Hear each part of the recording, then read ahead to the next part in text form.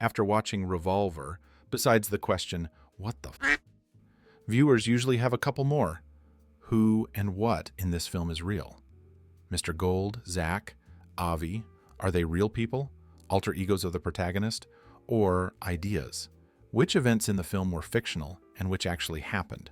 Jumping ahead, I'll answer, in this film there are only two entities, Mr. Gold and the protagonist. Everything else is nothing more than abstraction, and it becomes incredibly obvious and simple if you take into account the commentary on the film by Guy Ritchie himself. Revolver is a film about the triumph of the conscious over the unconscious, as well as the evolution of consciousness and personality. As I already mentioned, the film only features Mr. Gold and the protagonist, who tries to oppose him. All the events in the film take place in his head. But by protagonist, we shouldn't mean Jake. Jake is just one part of his personality, albeit the dominant one. Jake Green is green, Dorothy Matcha is blue, Lord John is red. These three colors form the entire visible spectrum. The other characters are their derivatives.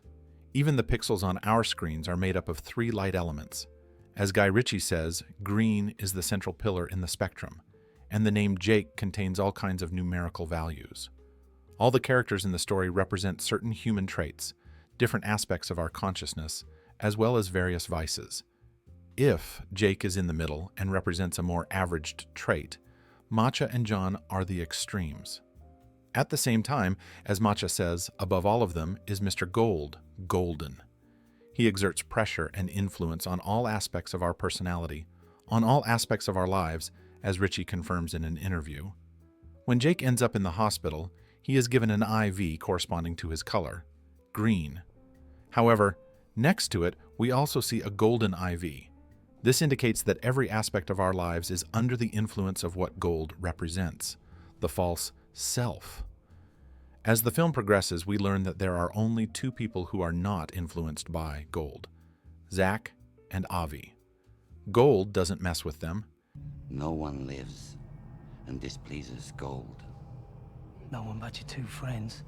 Gotta be something wrong with them if Gold won't touch him. Jake Green, Dorothy Matcha, and Lord John have colors, green, blue, and red. These are the irrational sides of our consciousness. They act on emotions and fears. This is the unconscious.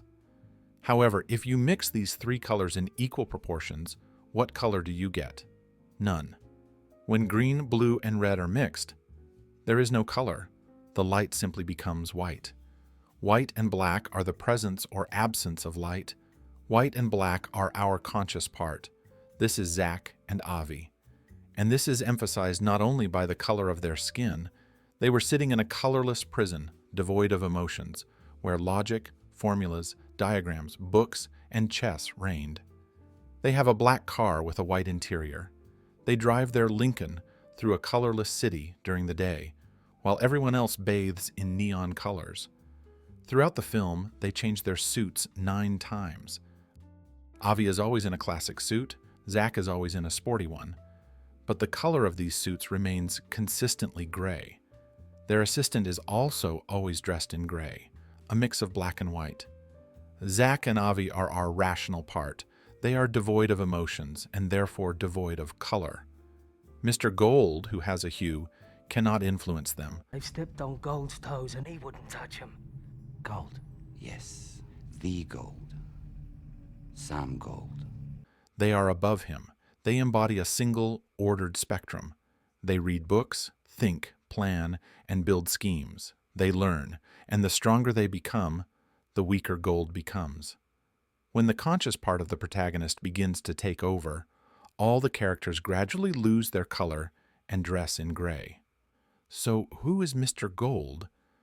Mr. Gold is the false self, the voice in our head that grovels before authority, telling us to live our lives guided by that authority, craving approval. Mr. Gold is the system, the walls of Shawshank, or the mental institution from One Flew Over the Cuckoo's Nest, the Truman Show dome. Mr. Gold is the Matrix.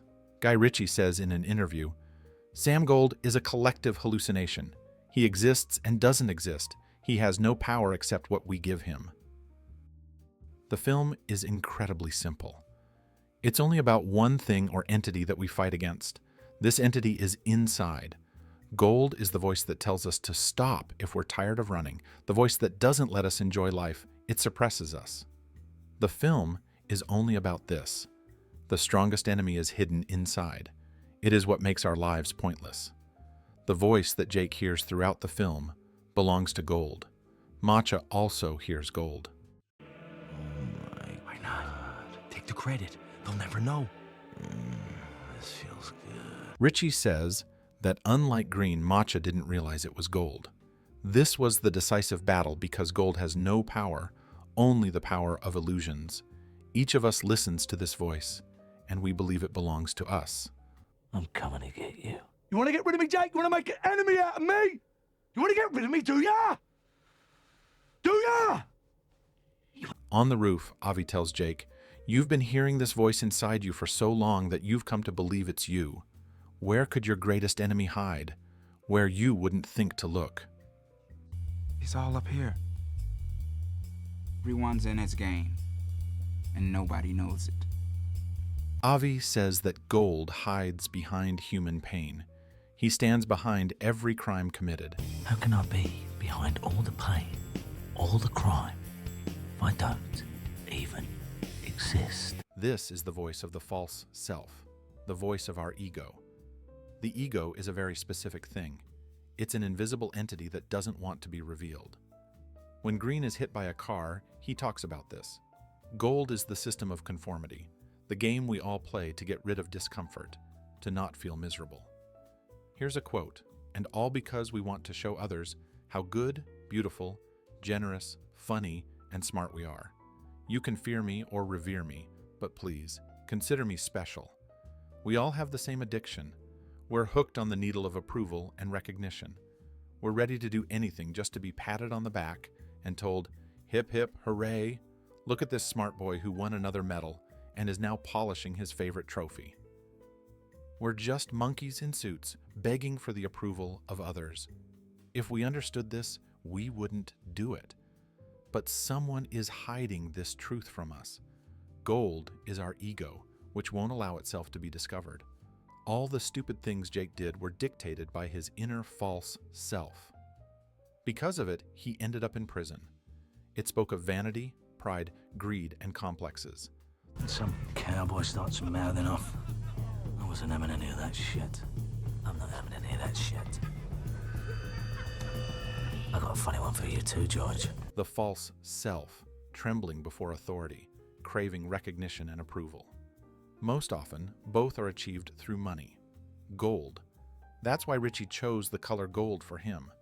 He commented on this, "I'm fascinated by the idea of how you can trick the mind and personality. The formula for the con is quite simple. You need to suppress people with their own greed." Lord John says the same thing. There is no more destructive angel than greed. In the end, it will destroy everyone. People think they can handle it, but greed is the one snake you can't charm. When Jake leaves Matcha, he remembers Avi's words, and we see the very snake Lord John spoke of. You'll find it inside yourself.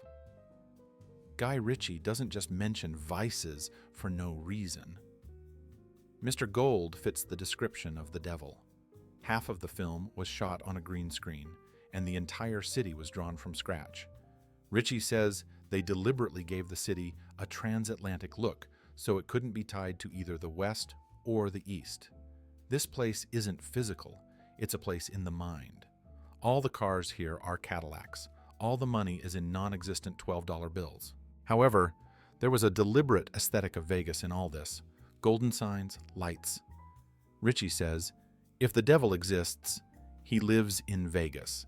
If the devil exists, his only job is to be smarter than us so we can become smarter. This is what inspired the film.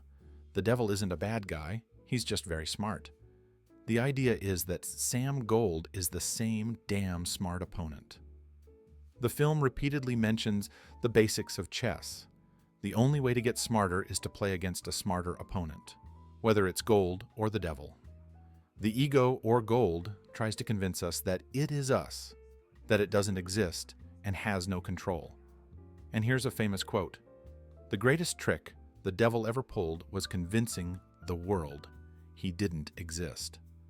I won't claim that gold is the devil, but these entities share a similar nature, built on our fears, complexes, desires, and passions. The devil isn't a horned creature either. It's an entity that thrives on our weaknesses, pushing us toward certain actions. At the end, when Mr. Green swallows his pride and apologizes to Matcha, we can see a green halo, and behind it, a golden niche or lamp. Green fights gold and defeats it. Jake was always afraid of elevators because in the confined space, he would have to face his thoughts, his ego. He enters an elevator made of gold and gets stuck on the 13th floor. I can hear you. What? I can hear you. Ritchie says that in American buildings, there's almost never a 13th floor. What's funny is that mythologically, this is the luckiest number, the number of liberation.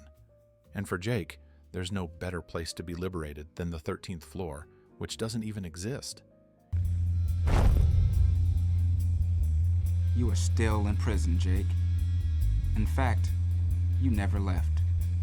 Even though at the beginning of the film, Jake is released from prison, in reality, he only escapes it at the end of the film. First, Zach and Avi, his mind, the rational part, break free from confinement and take control. Then the mind rescues the heart from prison. Zach and Avi explain that he simply wasn't ready to escape from gold, this matrix. Among other quotes in the film, the first rule of business is mentioned: protect your investments. By investments, Ritchie means our knowledge, beliefs, and philosophy. The more we invest in them, the more energy we spend protecting them. How did Jake get rid of gold? And I know, nothing hurts more than humiliation and a little money loss. Jake should have added that nothing hurts the ego more than losing money and humiliation. Why the fuck does it still hurt? Zach and Avi, his rational, educated, and conscious part, begin to tear gold away from Jake through pain, giving away his money, taming the ego. Like Tyler Durden, he gets rid of material possessions because, in reality, these weren't loans. Zach and Avi were simply giving away his money, and this should be seen purely as a metaphor. The mind, through pain, fear, and humiliation, squeezes all the gold out of his body. He's hiding behind your pain, Jake.